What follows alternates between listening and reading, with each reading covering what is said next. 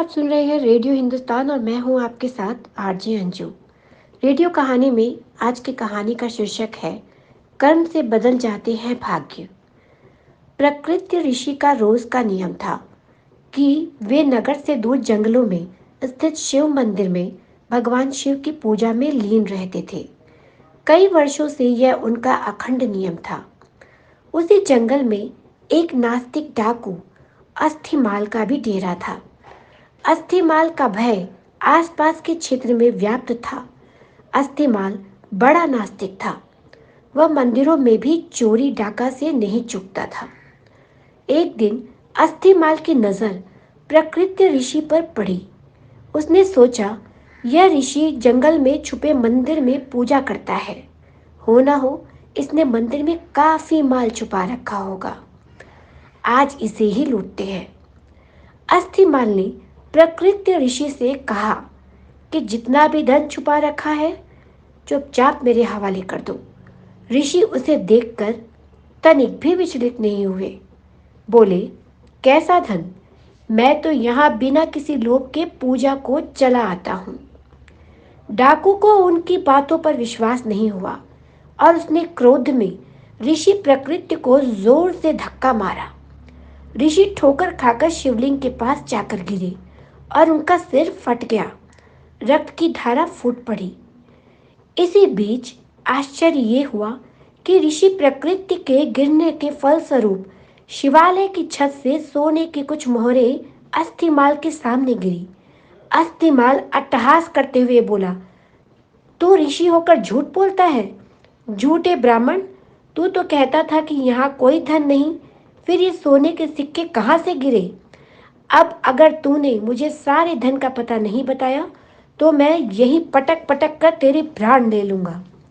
प्रकृति ऋषि करुणा में भरकर दुखी मन से बोले, हे शिव जी, मैंने पूरा जीवन आपकी सेवा में पूजा में समर्पित कर दिया, फिर ये कैसी विपत्ति आन पड़ी? प्रभु मेरी रक्षा करें। जब भक्त सच्चे मन से पुकारे तो भोलेनाथ क्यों न आते। महेश्वर तत्क्षण प्रकट हुए और ऋषि को कहा कि इस होने के पीछे का कारण मैं तुम्हें बताता हूँ। ये डाकू पूर्व जन्म में एक ब्राह्मण ही था। इसने कई कल्पों तक मेरी भक्ति की, परंतु इससे प्रदोष के दिन एक भूल हो गई। यह पूरा दिन निराहार रहकर मेरी भक्ति करता रहा। दोपहर में जब इसे प्यास लगी तो यह जल पीने के लिए पास के ही एक सरोवर तक पहुंचा। संयोग से एक गाय का बछड़ा भी दिन भर का प्यासा वहीं पानी पीने आया। तब इसने उस बछड़े को कोहनी मारकर भगा दिया और स्वयं जल पिया। इसी कारण इस जन्म में यह डाकू हुआ। तुम पूर्व जन्म के मछुआरे थे। उसी सरोवर से मछलियां पकड़कर उन्हें बेचकर अपना जीवन यापन करते थे। जब तुमने उस छोटे से बछड़े को निर्जल परेशान देखा तो अपने पात्र में उसके लिए थोड़ा जल लेकर आए। उस पुण्य के कारण तुम्हें यह कुल प्राप्त हुआ।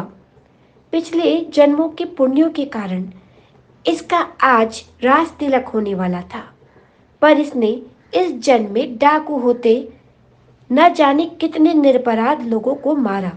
वह देवालयों में चोरी की। इस कारण इसके पुण्य सीमित हो गए और इसे सिर्फ ये कुछ मुद्राएं ही मिल पाई। तुमने पिछले जन्म में अनगिनत मत्स्यों का आखेट किया, जिसके कारण आज का दिन तुम्हारी मृत्यु के लिए तय था। पर इस जन्म में तुम्हारे संचित पुण्यों के कारण तुम्हें मृत्यु स्पर्श नहीं कर पाई और सिर्फ यह घाव देकर लौट गई। ईश्वर वह नहीं करते जो हमें अच्छा लगता है। ईश्वर वह करते हैं जो हमारे लिए सचमुच अच्छा है। यदि आपके अच्छे कार्यों के परिणाम स्वरूप भी आपको कोई कष्ट प्राप्त हो रहा है तो समझिए कि इस तरह ईश्वर ने आपके बड़े कष्ट हर लिए। हमारी दृष्टि सीमित है, परंतु ईश्वर तो लोक परलोक सब देखते हैं, सबका हिसाब रखते हैं। हमारा वर्तमान, भूत और भविष्य सभी को जोड़कर हमें वही प्रदान करते हैं जो हमारे लिए उचित है। तो इसी के साथ मैं लूंगी अनुमति और जाते जाते पानी बचाइए, सबको सिखाइए, पेड़ लगाइए, सबको सिखाइए। नमस्कार।